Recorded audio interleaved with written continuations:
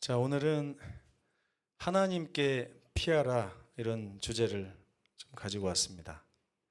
시편 46편 1절에서 3절에 있는 말씀 다 함께 읽어보겠습니다. 시작. 하나님은 우리의 피난처시요 힘이시니 환난 중에 만날 큰 도움이시라. 그러므로 땅이 변하든지 산이 흔들려 바다 가운데 빠지든지 바닷물이 솟아나고 뛰놀든지 그것이 넘침으로 산이 흔들릴지라도 우리는 두려워하지 아니하리로다. 아멘. 땅이 변하는 거 보셨습니까? 산이 흔들리는 거 보셨나요? 그 제주도에 가면 삼방산이라고 하는 산이 있어요. 모슬포 쪽에.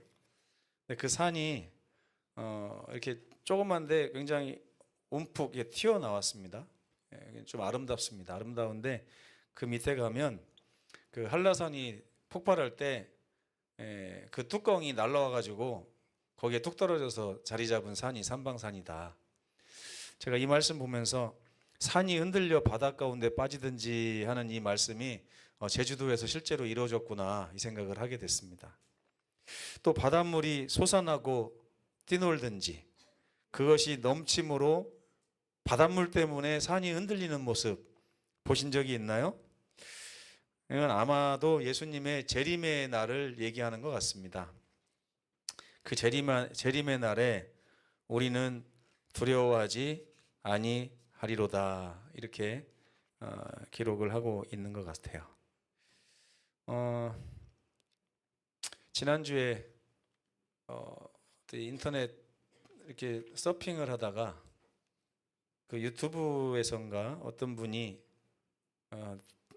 다른 댓글을 보면서 제가 아주 오랫동안 묵상에 잠겼던 적이 있었습니다.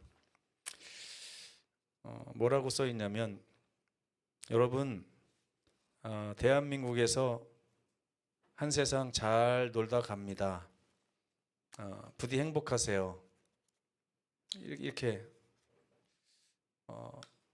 그러니까 그 밑에 댓글이 이렇게 좀 달렸는데 보니까 이분이 이제 삶이 얼마 남지 않았다는 거를 아신 것 같아요. 아시고 나서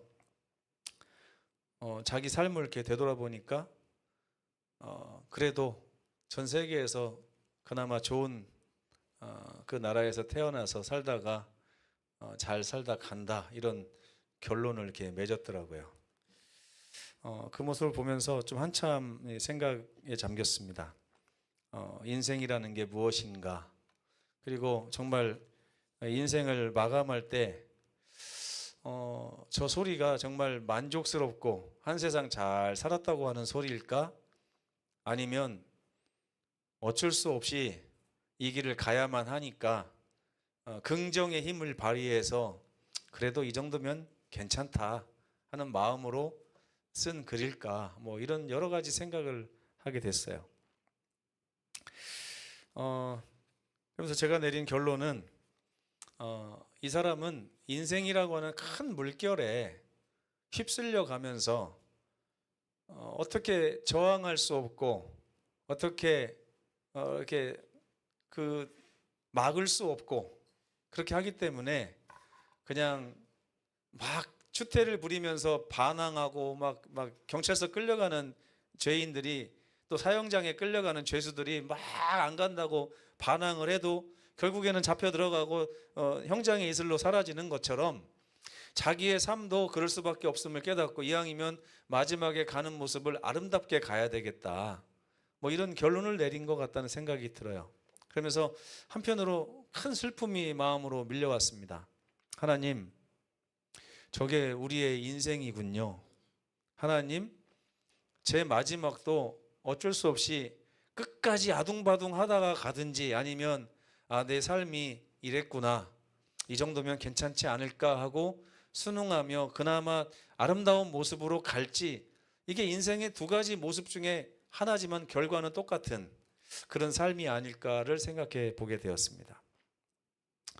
또 교과를 보니까 험난한 시작이라고 해가지고 또 애굽에서 그 모세를 통해서 이스라엘 백성들이 이 험악한 세월을 또 막 이제 시작하는 그런 또 바로가 여호와가 누구냐라고 말하면서 이렇게 하나님을 대적하는 모습으로 이번 교과가 또 있더라고요. 한 주일 동안 그런저런 모습에 마음이 좀 쓰이면서 하나님에 대해서 다시 한번 생각해 보는 그런 시간을 가졌습니다. 여러분, 신앙이란 무엇일까요? 한동안 저는 어떤 목사님을 통해서나 어떤 말씀의 이제 서적을 통해서 신앙에 대해서 고민할 때마다 이런 말씀을 좀 하더라고요. 신앙은 선택이다. 네, 맞습니까, 여러분? 신앙은 우리의 선택입니까? 한동안 그 생각에 저도 이제 동의하고 살았던 것 같아요. 내가 이쪽 길도 있고 이쪽 길도 있는데 이쪽 길이 더 좋다는 것을 빨리 깨닫고 이쪽 길로 가야 되지 않겠나, 이렇게 선택해서 이쪽 길로 가는 것을 신앙이 아닌가 이렇게 생각을 했던 것 같아요. 근데 이번 주에 깊이 말씀을 묵상하고 그러면서 그게 아니구나라는 생각을 하게 됐습니다. 제가 창세기를 읽다 보니까요, 창세기 4장 12절에 이런 말씀이 있더라고요. 가인이 아벨을 죽였을 때 하나님께서 그 가인에게 선고했던 그 선고가 굉장히 마음에 와닿았어요. 어떻게 와닿았냐면, 너는 땅에서 피하며 유리하는 자가 되리라. 이 유리하는 자가 무슨 뜻입니까? 유랑생활한다는 뜻이죠. 계속 방황한다는 뜻이고, 한 곳에 머물지 못하고 저쪽으로 갔다가 또 갔다가 이렇게 이동하는 삶인데, 다른 말로 하면 도망하는 삶인 것 같아요. 도망자의 삶. 가만히 보니까 이 죄인 가인을 통해서 하신 말씀이 아니라 죄인들에게 하신 말씀이에요. 죄인들이 이 죄 가운데서 결국에는 계속해서 도망하는 삶을 살 수밖에 없음을 하나님께서 말씀하고 계신 거더라고요. 그러니까 죄인들은요, 아담과 하와가 처음에 죄를 졌을 때도 하나님으로부터 도망했습니다. 그리고 하나님으로부터 숨었고 하나님으로부터 피하고 그랬어요. 근데 하나님으로부터 뿐만이 아니라 우리가 살다 보니까 인생에서도 숨고 싶고 또 피하고 싶고 도망가고 싶고 떠나고 싶을 때가 너무나 많다는 것을 제가 깨달았어요. 그러면서 들려오는 인생의 음성은 여지없이 도망치라, 떠나라, 이런 음성인 것 같아요. 이 세상은 계속해서 도망쳐라, 도망쳐라, 피해라, 피하면 살 수 있다, 이 자리를 떠나면 살 수 있다, 다른 길을 찾아가면 살 수 있다, 계속 이렇게 이야기를 하고 있는 것 같아요. 근데 성경의 하나님은 그렇지 않으시더라고요. 하나님은 뭐라고 하십니까? 내게로 오라. 이 세상의 사단은 우리에게 말합니다. 도망가, 도망가, 이렇게 얘기해요. 근데 하나님은 우리에게 뭐라고 하신다고요? 내게로 와, 내게로 와. 저는 신앙이 선택인 줄 알았어요. 근데 신앙은 선택이 아니더라고요. 선택의 여지가 없을 때 신앙이 시작되더라고요. 성경은 하나님을 또 다른 선택지 혹은 더 좋은 선택지로 이야기하지 않더라고요. 성경은 하나님을 뭐라고 표현합니까? 피난처라고 표현해요. 나에게 길이 없을 때, 어디로 가야 살 수 없을지 도저히 길이 없을 때 하나님께서 내게로 오라 그러시면서 내가 너의 피난처가 되리라 하고 말씀하고 계시더라고요. 감사하십니까, 여러분? 예. 시편 46편 1절을 한번 크게 다시 한번 읽어보겠습니다. 시작. 하나님은 우리의 피난처시요 힘이시니 환난 중에 만날 큰 도움이시라. 아멘. 저는 이 말씀에 처음에 피난처라고 하는 곳에서 엄청나게 감동을 많이 받았어요. 근데 제가 하나님께 피난을 할 때 보니까 저도 하나님께 많이 피하는 사람 중에 한 사람인데, 피할 때 저의 특징이 있습니다. 뭐냐면 기운이 쫙 빠져 있다는 거예요. 막 달려가는 게 아니라 하나님께 피할 때 제 모습을 보면 기어서 가더라고요. 왜 나는 하나님께 늘 기어서 갈까? 예? 걸어서 가고 싶은데, 뛰어서 가고 싶은데, 나는 왜 하나님께 갈 때마다 가서 보면은요, 제가 돌아온 곳, 하나님께 왔던 그 여정을 살펴보면 늘 손톱으로 땅을 박박 긁으면서 기어서 왔더라고요. 예. 기진맥진한 모습으로 하나님께 가는 것입니다. 그래서 하나님 나 좀 살려주세요 하고 가면 거기에 또 희망의 말씀이 있어요. 뭐라고 했냐면 피난처도 되지만 뭐가 된다고요? 하나님이 힘이 되신다고요. 왜 이 말씀이 있을까 저는 몰랐어요. 근데 경험해 보니까 왜 하나님은 우리의 피난처시고 힘이라고 다윗이 얘기했는지 알겠더라고요. 가만 보니까 나만 기어서 간 게 아니라 누구도 기어갔을까요? 다윗도 하나님께 걸어간 게 아니고 뛰어간 게 아니라 어떻게 갔어요? 바득바득 기어서 갔어요. 힘이 쫙 빠진 그 상태에 하나님한테 갔더니 하나님이 뭘 주신 거예요?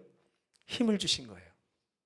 마치 열왕기상 19장 20장에서 보면 엘리야가 그 갈멜산에서 정말 하늘에서 불을 내리는 듯 그런 엄청난 이적 가운데서 승리하고 나서도 힘이 쫙 빠져갖고 로뎀나무 아래서 하나님 나 좀 죽여주십시오 할 때 하나님께서 오셔서 그의 피난처가 되셨을 뿐만 아니라 그에게 뭘 주셔요? 까마귀를 통해서 천사를 통해서 힘을 주시는 거예요.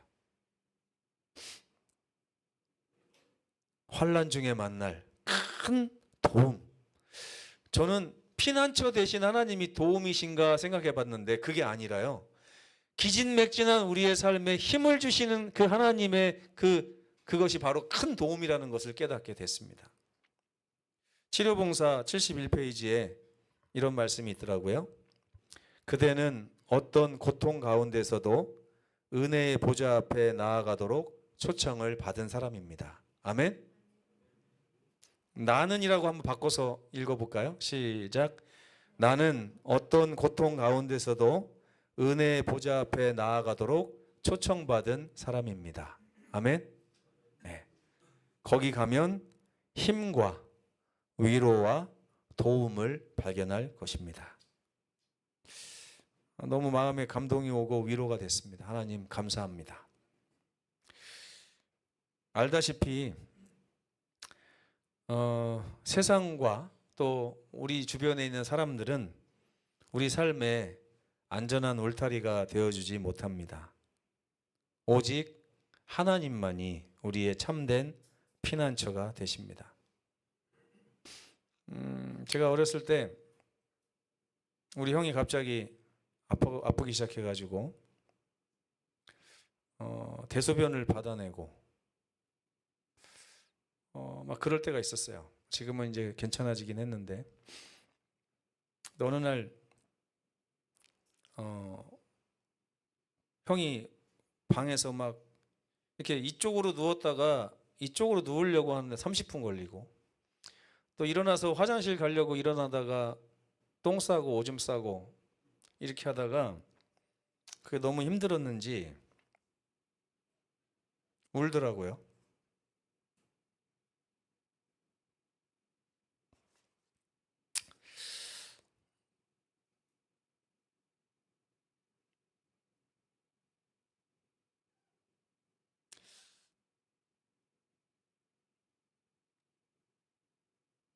정말 하나님이 필요한 그 순간이었습니다.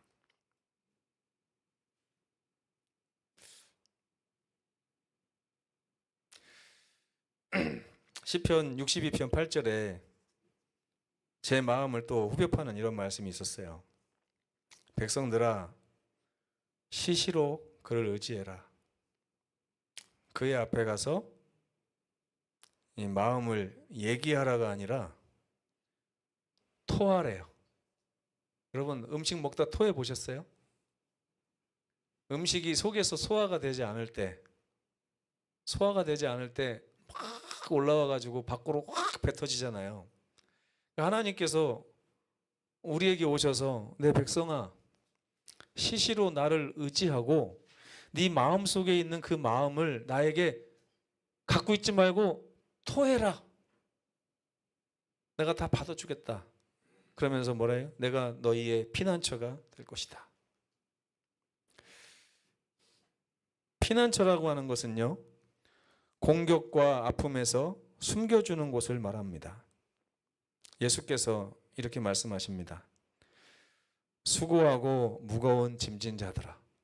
전 옛날에 이거를요, 기억절 외울 때 노래로 갖다가 배워가지고 한동안 생각해 보니까 엄청 잘못됐더라고요.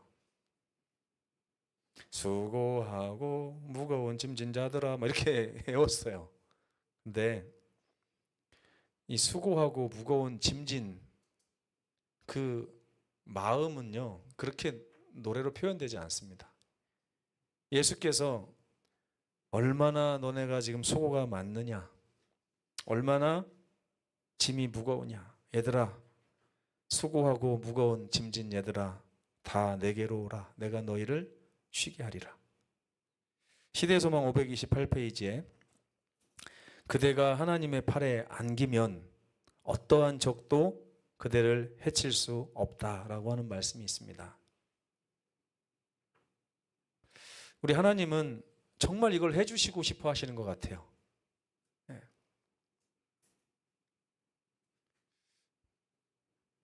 저는 우리 형이 우는 장면을 이렇게 보고 나서 한참 있다가 또 엄마가 골방에서 우는 장면을 또 봤습니다. 그리고 좀 있다가는 할머니가 우는 모습도 봤고, 아버지가 골방에서 또 농사 짓다가 혼자 우시는 장면도 봤습니다. 그리고 나는 절대 울지 말아야지. 근데 어느 순간 저도 골방에서 혼자 울고 있는 제 모습을 발견했습니다. 그럴 때 어디 정말 피할 데가 없더라고요. 인생이 이렇게 피할 데가 없나? 그때 이 말씀이 저에게 큰 위로가 됐습니다. 수고하고 무거운 짐진 자들이 바로 나를 말하는 거구나. 하나님이 지금 나에게 오라고 하시는 거구나. 이런 생각을 하고 기어가는 목소리로 하나님, 저 좀 살려주세요.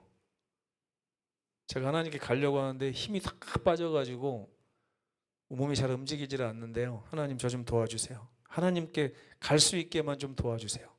심지어 그 하나님께 가는 그 길에서도 하나님의 능력이 필요하다는 걸 제가 깨달았습니다. 근데 하나님께서는 이런 약속을 주셨습니다. 요한복음 6장 37절 읽어볼까요? 시작.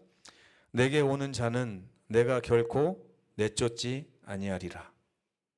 내게 오는 자는 내가 결코 내쫓지 아니하리라. 절대 당신을 찾는 자들을 외면하지 않으신다 그랬습니다. 여러분이 만약에 실패했어도, 누군가에게 버림받았어도 하나님은 여러분을 기다리시며 지금도 손을 내밀고 있습니다. 하나님께 가면 해결될까요? 안 될까요? 해결될까요? 안 될까요? 네. 그때 주신 힘으로 제가 몇 년 동안을 또 열심히 살았던 것 같습니다.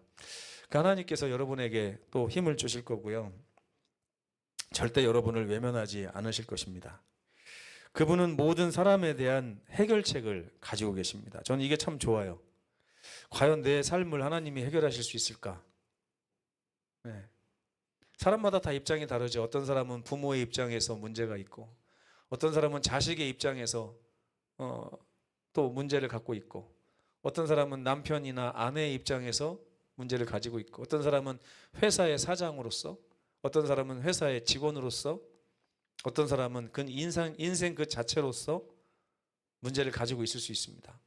근데 그때마다 과연 내 문제가 어디 가면 해결될까라고 우리가 물어봐야 되지 않겠어요? 근데 세상에서는 아무리 머리를 굴리고 고개를 돌려봐도 도저히 답이 있을 데가 없습니다. 그러나 저는 성경을 보면서 우리에게 이 하나님이 계시는구나 하는 것을 깨닫게 됩니다. 실물교훈 205페이지에 이런 말씀이 있습니다. 주님께 나아가는 자를 그분께서 거절하신 일이 단 한 번도 없다. 그분은 은혜로 나아오는 모든 자를 품으신다. 여러분, 하나님께 가면 해결되실 줄 믿으십니까? 네. 하나님께 피한 자는요, 거기에서 다시 일어서게 됩니다. 하나님께서 우리에게 다시 일어날 힘을 주시기 때문입니다. 하나님의 품에 숨을 때 회복과 새로운 힘을 얻게 되고, 그분은 쉼만 주시는 것이 아니라 다시 일어나 걸을 힘도 주십니다. 그래서 어떤 찬미 복음성가의 가사 중에 그 말씀을 그대로 이렇게 쓴 가사가 있더라고요. 시편에 나온 말씀. 다윗이 한 말인데, 나의 힘이 되신 여호와여. 저 예전에 이걸 아무 느낌 없이 읽었거든요. 근데 다윗이 나의 피난처가 되신 여호와여라고 할 수도 있었어요. 근데 그 피난처에 가본 사람만 알 수 있는 그런 고백을 하고 있는 거예요. 하나님께 뭐라고 해요? 나의 힘이 되신 여호와여. 하나님은 저와 여러분의 힘이 되실 것입니다. 이사야 40장 31절 크게 한번 읽어보겠습니다. 시작. 오직 여호와를 앙망하는 자는 새 힘을 얻으리니 독수리가 날개치며 올라감 같을 것이요 달려가도 곤비하지 아니하겠고 걸어가도 피곤하지 아니하리로다. 지금 지치고 곤비한 여러분을 기다리시는 하나님께 나아가시기 바랍니다. 하나님은 해결책을 가지고 계십니다. 어떨 때 보면 우리가 하나님께 나아갈 힘도 없을 때가 있어요. 그러나 그 힘조차 하나님이 주신다고 말씀하셨습니다. 하나님, 죽게 갈 수 있도록 저를 좀 북돋아 주시고 힘 달라고 기도해 주시기 바랍니다. 교회 증언 5권 579페이지에 이런 말씀이 있습니다. 당신의 품에 안긴 영혼을 그리스도께서는 결코 버리지 않으신다. 그분은 우리가 당신께로 나아갈 때에 새 힘을 공급하신다. 하나님이 얼마나 위대한 분인지 어제 저녁에 멋지게 말씀을 드리려고 했는데 소리가 잘 안 돼가지고 감동이 좀 약하셨을 것 같아요. 그래서 오늘 제가 어제 보여드렸던 영상을 다시 한번 보여드릴 것입니다. 한 여인이 애플 회사의 직원인데 그 회사에 있는 카페에 잔디밭에 누워 있는데요. 그 누워 있는 여인의 눈을 10cm 정도 거리에서 클로즈업을 하고 거기서부터 우주를 향해서 후진을 하기 시작합니다. 빛의 속도로 후진을 하는데 우주가 얼마나 큰지 아무리 후진을 해도 우주가 사라지지 않아요. 그러면서 그 여인의 존재는 어디 갔는지 2초 지나고 나서부터는 여인의 존재를 찾을 수가 없는데요. 그 여인을 하나님께서 찾고 찾아서 다시 그 여인의 눈앞에까지 와서 그 여인의 눈 속으로 또 들어갑니다. 들어가서 그 여인의 세포 하나하나를 보시고 그 세포 안에 있는 원자를 보시고 원자 안에 있는 막 이런 것까지 다 나오는 그런 영상인데, 물론 하나님에 관련된 영상은 아니지만 이 우주가 얼마나 크고 이 우주를 만드신 하나님이 얼마나 위대하신 하나님인지를 보여주는 영상입니다. 그 영상을 한번 보시겠습니다.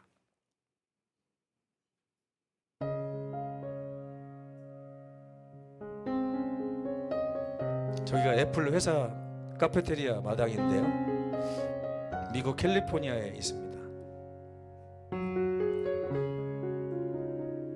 아, 구글이네요. 구글 플렉스. 네.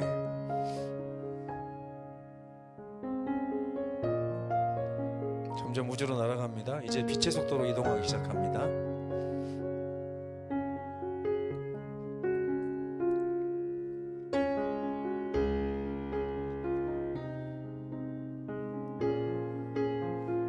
이제 태양계가 나오죠.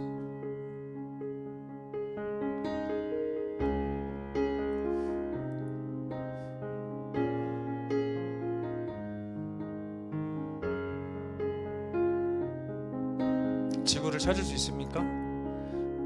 태양을 찾을 수 있나요? 수없이 많은 다른 태양들이 보이고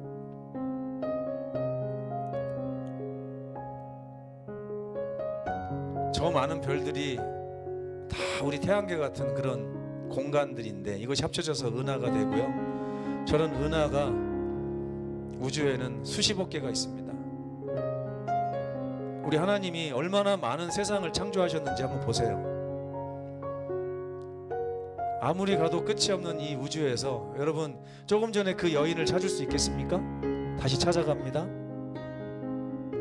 이게 빛의 속도의 300조가 넘는 속도입니다.